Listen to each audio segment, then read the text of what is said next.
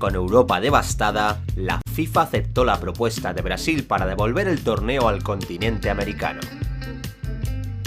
34 selecciones se inscribieron a la fase de clasificación para obtener 14 plazas mundialistas.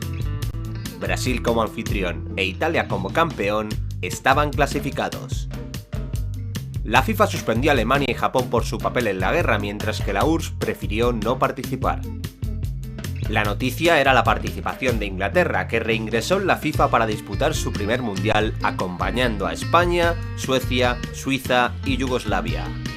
Escocia y Turquía se ganaron su billete en el campo, pero acabaron renunciando por diversas razones.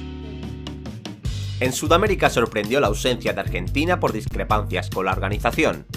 Uruguay, Chile, Bolivia y Paraguay regresaron tras 2 ediciones.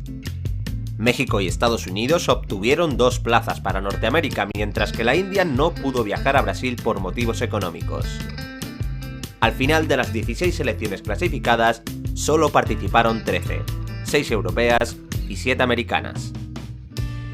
La FIFA conformó un extraño formato de competición sin eliminatorias. Las 13 participantes se dividieron en 4 grupos, donde los campeones de cada grupo pasarían a una liguilla final para decidir el campeón. El experimento fue un desastre. Las plazas vacantes provocaron un injusto y caótico cuadro, conformando 2 grupos de 4 selecciones, uno de 3 y otro con tan solo 2. El 24 de junio, México y Brasil inauguraron el torneo en el estadio de Maracaná, ante 170.000 espectadores. Los brasileños habían construido el estadio más grande del mundo. Brasil ganó 4-0 y, pese a un inesperado empate ante Suiza, accedió a la segunda fase. En el grupo B sorprendió la derrota de Inglaterra ante Estados Unidos por 0-1. Los diarios ingleses no se creían lo que estaban viendo y pensaron que se trataba de un error telegráfico. Al día siguiente publicaron que Inglaterra había ganado por 10-1. España también venció a los británicos con el mítico gol de Zarra y logró liderar el grupo con pleno de victorias. Italia, en cambio, no pudo repetir sus éxitos pasados. Solo había pasado un año del accidente de Superga que mató a todos los internacionales del Torino, por lo que los transalpinos tuvieron que hacer un precipitado relevo generacional. Suecia, que ya había estado en semifinales en el mundial anterior, pasó a la siguiente ronda. En el grupo D, Uruguay ganó a Bolivia en un único duelo con sabor a eliminatoria. Brasil, España, Suecia y Uruguay compusieron la liguilla final por el título.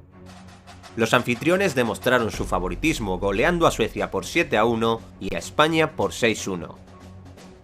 A Brasil le valía con el empate en el último partido ante Uruguay, que si ganaba también podía ser campeón.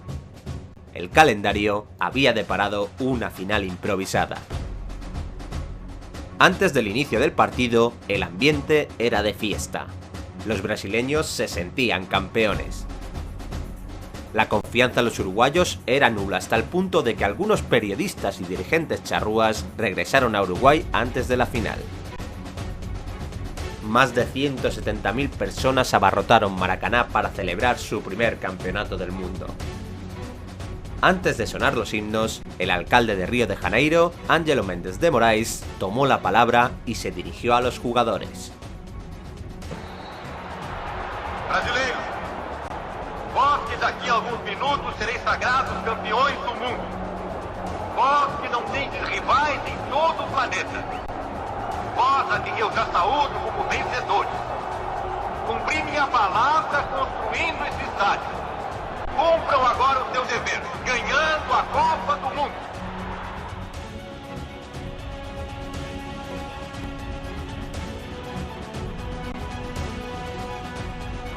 Tras un igualado primer tiempo, Brasil no consiguió marcar hasta el primer minuto de la segunda parte. El gol de Friasa hizo estallar de alegría a Maracaná. El título estaba más cerca para los brasileños. Pero Uruguay no se dio por vencido y se lanzó al ataque.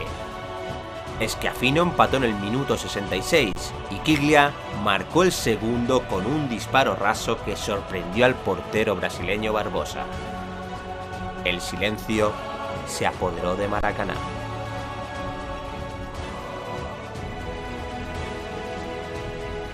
Uruguay se proclamaba campeón del mundo y transformaba la fiesta brasileña en una tragedia. Los jugadores brasileños pasaron de héroes a villanos. Especialmente señalado fue Barbosa, que vivió estigmatizado de por vida tras encajar el segundo gol. El impacto fue tan grande que provocó suicidios en masa. Brasil decidió que nunca más volvería a vestir de blanco y desde entonces usa su clásica camiseta amarilla. Fue la sorpresa más grande de la historia del fútbol y será recordada para siempre como el Maracanazo.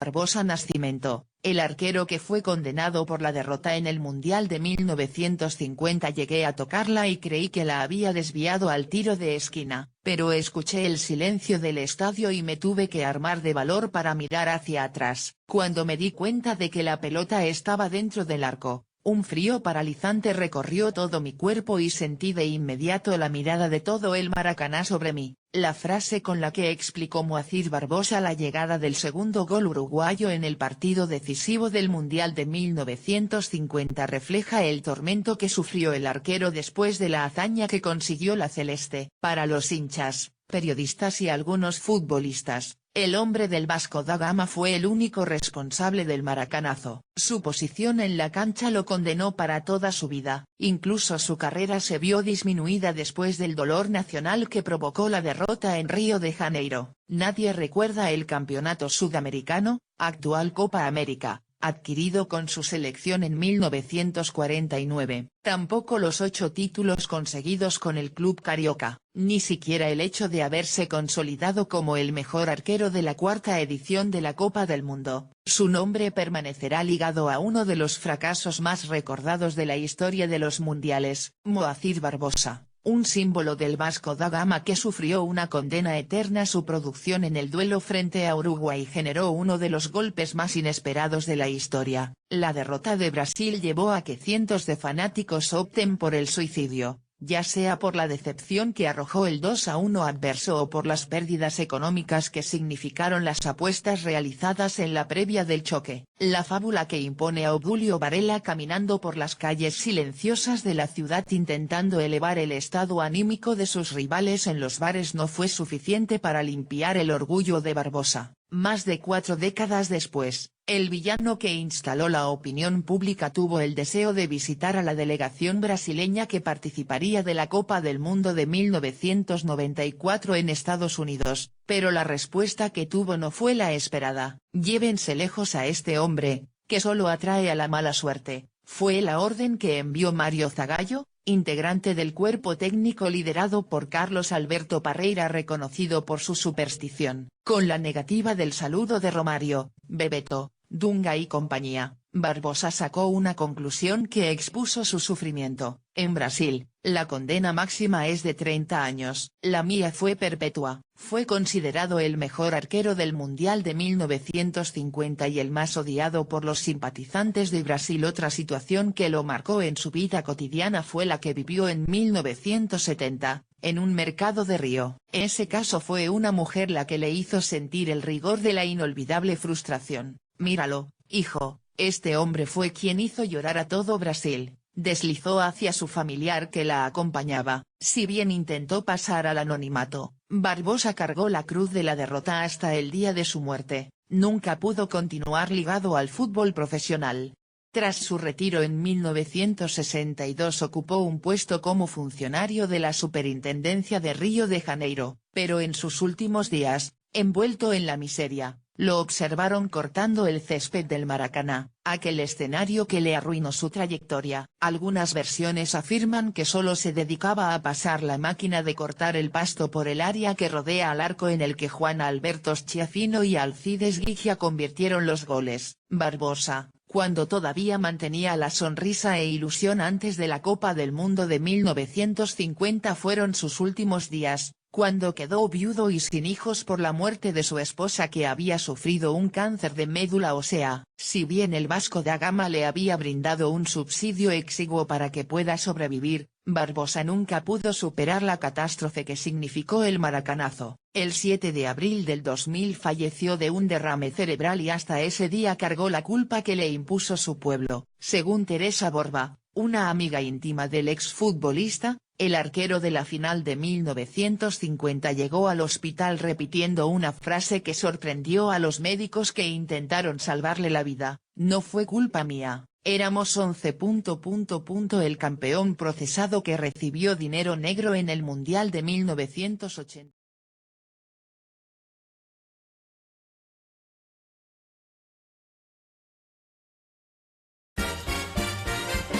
Un total de 13 países participaron del Mundial de Brasil 50, 6 europeos entre los que destacaban Inglaterra, España y el campeón vigente Italia, México y Estados Unidos por lo que hoy se conoce como CONCACAF, y 5 sudamericanos con Brasil como anfitrión y favorito. Uruguay, que había ganado su primer título mundial en 1930, llegó a tierras brasileñas con más preguntas que respuestas.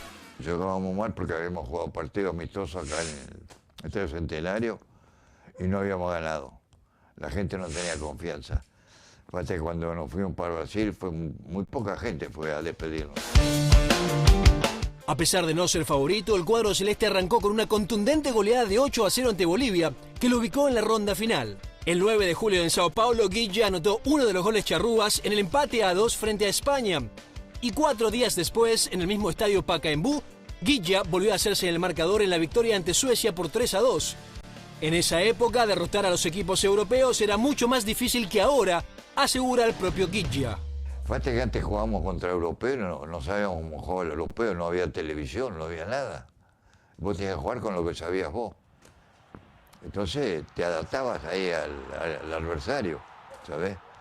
Tratabas el primer tiempo jugar de una manera, después el segundo tiempo, según las posibilidades que tenías, cambiabas un poco la manera de jugar. En 2 semanas, los charrúas pasaron del desencanto a la ilusión de ganar su segunda Copa del Mundo. Pero primero debían prepararse para superar el pánico escénico que significaba enfrentar al local en el mítico Estadio Maracaná, ante aproximadamente 200.000 fanáticos brasileños. Entrabas en ese estadio con toda la gente que había. Si no estás preparado, te va a dar un poco de miedo, ¿sabes? El capitán tuvo la idea de entrar juntos. Cuando entraba Brasil, entramos nosotros. Porque si entramos nosotros antes o después, no iban a silbar. Entonces, entrando junto con los brasileros, la gente aplaudía, un bullicio bárbaro había, y entonces como si fueran para nosotros. El otro problema que tenía Uruguay era la fuerza goleadora del anfitrión. Brasil venía de golear a Suecia por 7-1 y a España por 6-1. No recibir goles en el primer tiempo era la premisa del entonces técnico celeste Juan López. Premisa que se cumplió. Pero a los 2 minutos del segundo tiempo, Friaca marcó el primero para Brasil. A la verde amarela le alcanzaba con un empate para salir campeón. Sin embargo, al minuto 66, Guilla desbordó y Juan Schiaffino puso el 1-1. Aún con este resultado, Brasil era el campeón del mundo. Hasta que al minuto 79, Guilla, en una jugada similar al del primer gol celeste, en lugar de asistir, decide patear al arco y así convertirse en una de las grandes figuras de la historia. Yo creo que el arquero de Brasil, Barbosa, creyó que iba a hacer la misma jugada, iba a hacer el pache hacia atrás. Y él se abrió un poco el arco esperando a salir a cortar el centro. Y me dejó un espacio.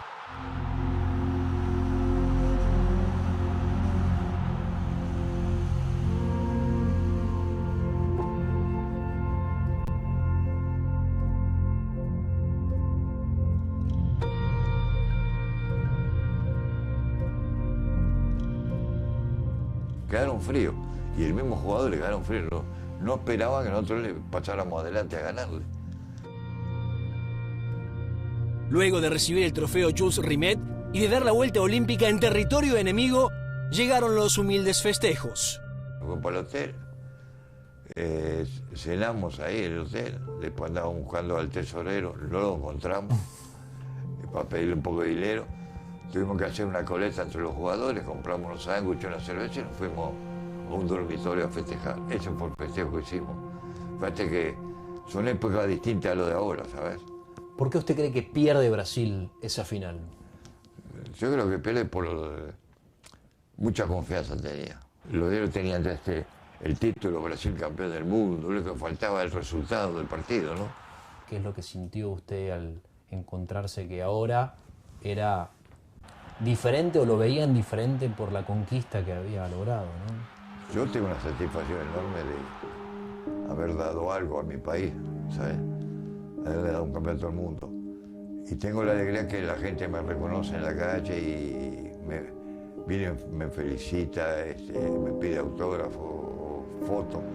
Recién con el paso de los años, Alcides se dio cuenta del valor que tuvo el maracanazo. Hoy, con 87 primaveras, es el único campeón del mundo de Brasil 50 que está vivo. Se pone a pensar en aquellos compañeros de selección uruguaya que hoy no están junto a usted. Sí, eso llevo el recuerdo de ellos. Por eso yo del 50 no hablo mucho. No hablo por respeto a mis compañeros. Pero usted es la última fuente que queda viva de aquella época. El último que queda yo soy yo. Por suerte seguimos bien ahora. No sabes cuánto va a durar la vida de uno, ¿no? Y seguimos adelante.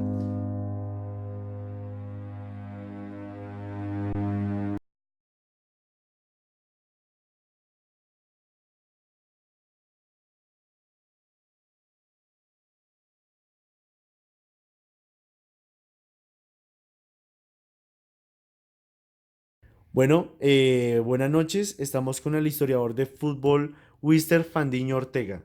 Wister Fandiño Ortega es un gran historiador de fútbol de aquí de Colombia. Quisiera saludarlo. Buenas noches, profe. ¿Cómo me le va? Buenas noches, hombre. No, la verdad, pues me siento halagado pues por esta invitación y me gusta mucho siempre apoyar y la verdad para venir a decir mis opiniones acerca del conocimiento que tengo respecto al fútbol, para mí es un gran placer. Bueno, profe, a continuación le voy a hacer preguntas muy textuales acerca de los mundiales de 1930 hasta 1950. ¿Más o menos se acuerda textualmente de esos mundiales? Claro que sí, hombre, pues no se me cae pues por recalcar que en esa época hubo una gran pues connotación a nivel mundial, un gran problema que fue el hecho de la Segunda Guerra Mundial, que pues plasmó el fútbol y lo detuvo pues por ese largo de tiempo y la verdad fue un gran problema que estuvo ahí. Bueno, mi profe, a continuación le voy a hacer las preguntas textuales de los mundiales de 1930 a 1950. ¿Listo? Primera pregunta. ¿Dónde se jugó el mundial de 1930? Ese fue en un muy hermoso país en ese entonces pues Uruguay. Uruguay. ¿Cuántos equipos fueron?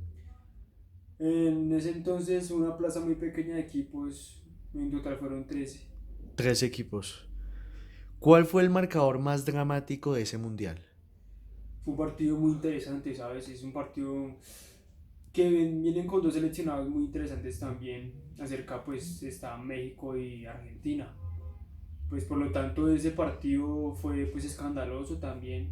Pero pues se llegó al resultado de un 6-3 a favor de Argentina, claro. Ok, profe, gracias. ¿A cuál equipo le sacaron tarjeta roja? Uh, Fue una polémica amonestación, fue una polémica decisión, pues en ese entonces fue pues el equipo de Perú. Ok, profe. ¿Cuáles fueron los finalistas y quién ganó ese mundial? Es un partido muy emocionante, ¿sabes? Un partido con muchas vivencias futboleras. Ese partido, la final estuvo pues obviamente en anfitrión, que fue Uruguay, y el muy buen seleccionado de Argentina, y pues en ese partido tuvo mucho la fuerza la localidad pues de Uruguay, que tuvo un contundente resultado de goles 4-2 a favor de Argentina. Listo, profe, muchas gracias.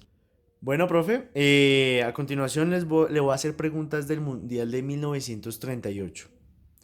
Eh, ¿Se acuerda dónde se jugó ese mundial?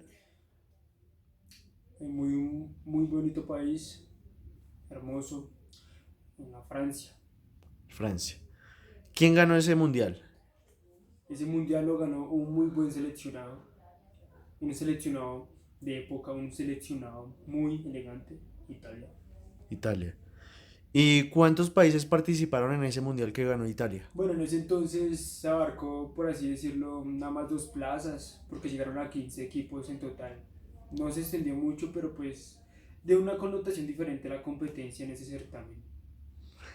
¿Colombia participó en ese mundial de esas 15 plazas? Hubiera sido, la verdad, muy interesante. ¿A qué país no le gustaría, pues, participar en ese certamen tan importante? Pero pues lastimosamente en ese entonces no se pudo. Ok. ¿Y qué países jugaron esa final? Mm, La final fue sorprendente, fue Italia y Hungría. Un partido muy bueno. Muchas emociones en ese partido, mucho público, mucha gente enriquecida con ese sentido del fútbol. Muchas gracias, profe. Listo, profe. Ya para concluir, vamos a hablar del Mundial de 1950, un mundial muy característico por toda su trasfondo en la historia del fútbol. ¿Se acuerda dónde se jugó ese mundial? Hombre, pero claro que sí, ¿cómo no me voy a acordar de la tierra del fútbol, la tierra, la cultura de esto, que es el Brasil? Brasil. ¿Y qué hecho histórico marcó ese mundial? Bueno, aquí cabe recalcar que aconteció uno de los hechos más relevantes de la historia del fútbol, que se trata del Maracanazo. El Maracanazo. Gran suceso histórico, ¿no, profe? Demasiado, o sea, ahí ocurrió mucho, pues acerca de las vivencias de los brasileños en ese entonces, pues como te digo, es la cultura de allá, es el fútbol, ¿no? Y pues acontecía mucho que tuvo tanta importancia al ser, pues obviamente, el país el anfitrión, que es Brasil, y pues en ese entonces habían construido el estadio más grande del mundo, el Maracaná. El Maracaná. Entonces aconteció mucha historia ahí. Ok, profe. Profe, ¿y qué partido se jugó en la final? El partido que se jugó en la final fue Uruguay-Brasil. Brasil. Correcto. ¿Y cuánto quedó ese marcador? Marcador de pues 2-1. Pues ese marcador estuvo muy apretado pues para los dos equipos. Estuvo porque en el momento del segundo tiempo iban 1-1, pero pues el jugador uruguayo tuvo un tiro contundente rastrero que sorprendió al arquero brasileño y pues se efectuó el segundo gol dándoles pues, la victoria. Ok, profe. Bueno, profe, ya sabemos la cara mala del maracanazo, pero ¿qué me habla de la cara buena del maracanazo? Esos héroes históricos que marcaron la historia del fútbol en el maracanazo que fue Uruguay. ¿Qué piensa de ellos? No, pues la verdad, hombre, una gran admiración por ese seleccionado, un gran respeto. La verdad, estar en la casa de Brasil, con miles de espectadores brasileños, incluso muchos medios uruguayos le dieron la espalda a su seleccionado, yéndose días antes de la final porque ya creían que todo estaba perdido. O sea, la verdad para mí fue, o sea, es un gran respeto a la selección de esa época porque demostraron la garra charrúa al ganarles en su propia casa. Ellos tenían prácticamente todo perdido, pero la mentalidad de ellos de volver a, pues, como entre nacer otra vez en ese entorno futbolero de ese mismo partido, frente a toda la... Bueno, ya para concluir, ¿qué opina de todo el proceso histórico que tuvo atrás el Mundial de 1950? ¿Por qué no se jugó el Mundial de 1942 y el de 1946, profe? Pues cabe recalcar que en ese entonces, pues la gran problemática de la Segunda Guerra Mundial, eh, pues tuvo sus varios factores problema, entonces por eso no se pudo realizar los dos mundiales anteriores. Y también llegó pues al caso de que en este mundial que se realizó en Brasil, fueron vetados directamente el país de Japón y el país de Alemania, pues reincidían directamente en el conflicto de la Segunda Guerra Mundial. También cabe recalcar que la URSS no quiso participar en este certamen, pues también motivos de ese entonces de la guerra. Listo, profe. Y bueno, quería añadir también lo que pasó ahí pues en Brasil acerca de los brasileños, como pues ellos tomaron muy pues de fondo y es entendible cómo tomaron de corazón esto, pues ya al ser anfitriones en su propia casa y ya tener por sentado que iban a ganar, pues les dio muy duro. Listo, profe. Muchas gracias. Muchas gracias por tenerlo el día de hoy. Ese fue el profe Wister Fandiño Ortega. 1938, diciendo que esta fue la tercera edición que se hizo de un mundial de fútbol. Se celebró en Francia entre el 4 de junio y el 19 de junio de 1938. El podio quedó liderado por Italia, la campeona en este año. El segundo puesto lo obtuvo la selección de Hungría. El tercer puesto lo obtuvo la selección de Brasil. Y el cuarto puesto lo obtuvo la selección de Suecia. Este mundial tuvo una asistencia promedio de 375.700 espectadores en total del mundial. Por partido se estima 20.872 personas. Hubo 15 participantes, de los cuales 12 eran europeos, entre los cuales está Alemania, Checoslovaquia, Francia, Italia, Noruega, Rumania, Suecia, Hungría, Países Bajos, Suiza y Polonia. Austria tenía su cupo para ese mundial, pero el régimen de Adolf Hitler conquistó a Austria en esta época, por lo cual Austria se fusionó con Alemania y por ello no fue como país único, sino fue como también una representación de la misma Alemania. Por parte de América solo participó Brasil y la selección de Cuba, y contamos con la selección, en esta época se llama la selección de Indias, que era una fusión de varios países de Asia. Indias hoy en día lo que conocemos como Indonesia. La elección para que Francia fuera sede de este mundial se hizo en Berlín el 13 de agosto de 1936. En esa ceremonia se contaba con otros dos candidatos, los cuales eran Alemania y Argentina. Alemania porque pues en esta época era de las grandes potencias en Europa y a nivel mundial, y Argentina porque tenía un gran poder en el fútbol, en el entorno del fútbol. Argentina estaba muy convencida de que iba a ser sede del mundial, pero la Unión Europea y la organización misma decidió darle la sede principal a Francia para que fuera la organizadora. Todo esto se dio porque ellos consideraban que Francia tenía una mejor infraestructura, también contaba con un transporte mucho más cómodo, y hablando de tiempos, en el sistema de formato se mantenía el mismo formato de los dos mundiales anteriores, los cuales eran eliminación directa. Se empezaba ya desde los octavos de final. Si el ganador del partido obviamente pues pasaba a cuartos. Si se daba un empate en los 90 minutos se jugaba el tiempo extra normal, pero si en el tiempo extra no habían goles, no había penaltis, sino que se realizaba un partido después, al día siguiente o cuando la organización lo decidiera. Este método funcionó solo hasta este año, hasta 1938. Este mundial también hizo que en los mundiales siguientes el país organizador y el campeón de la anterior edición se clasificaran automáticamente al mundial siguiente.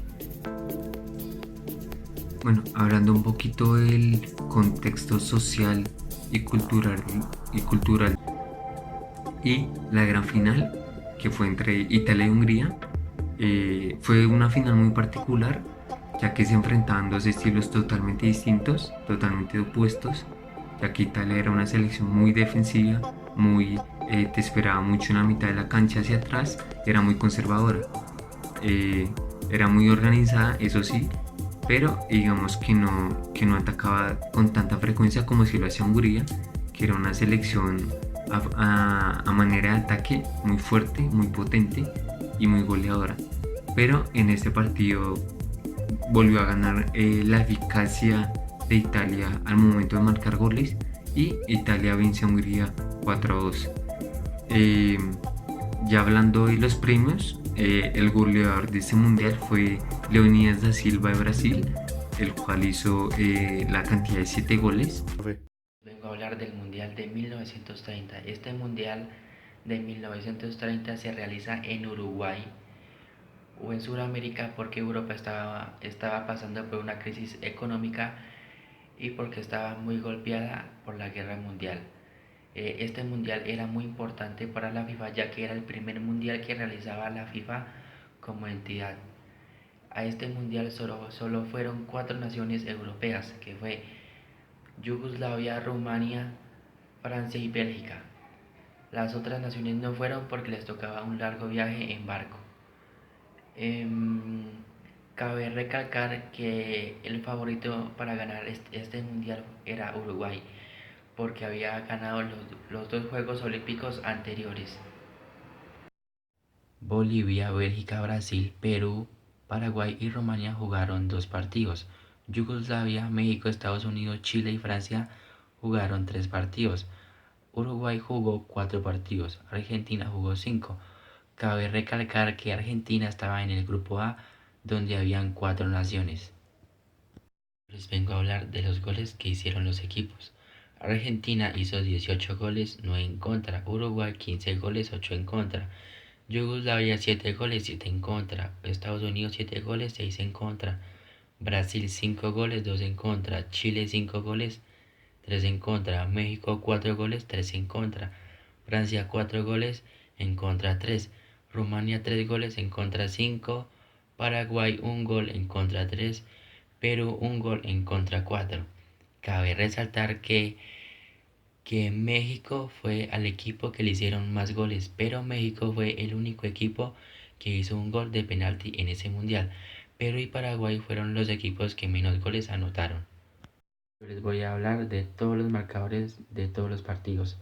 Francia 4-1 contra México, Estados Unidos 3-0 contra Bélgica, Yugoslavia 2-1 contra Brasil, Rumania 3-1 contra Perú, Argentina 1-0 contra Francia, Chile 3-0 contra México, Yugoslavia 4-0 contra Bolivia, Estados Unidos 3-0 contra Paraguay, Chile 1-0 contra Francia, Argentina 6-3 contra México, Brasil 4-0 contra Bolivia, Uruguay 4-0 contra Rumania, Argentina 3-1 contra Chile. Ahí ya pasan a la semifinal. La semifinal es Argentina 6-1 contra Estados Unidos y Uruguay 6-1 contra Yugoslavia.